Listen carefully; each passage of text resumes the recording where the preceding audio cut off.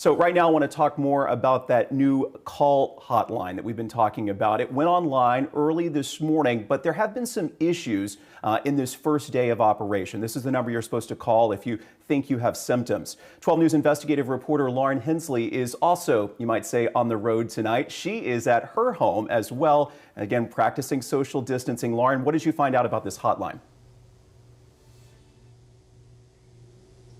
Jordan, Jefferson County Judge Jeff Brannick, he's calling it a hiccup.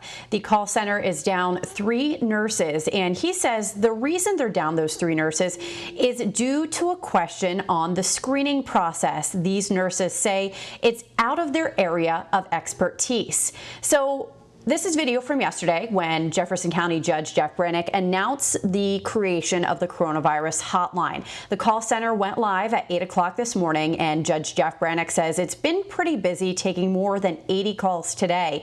The majority of those calls coming from Jefferson County.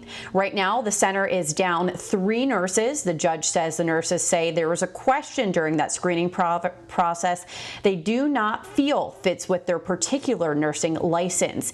He says he's unaware of which question it is, and Brannick says county lawyers are currently working with State Licensing Board of Nurses to resolve this issue. Now, the major question we've been getting, is the call center still open? Yes, it is. They just don't have as many people working the hotline as the county would like. So if you do call, please be patient. Again, if you want to call that hotline, that number is 409-550-2536. Reporting live, Lauren Hensley, 12 News.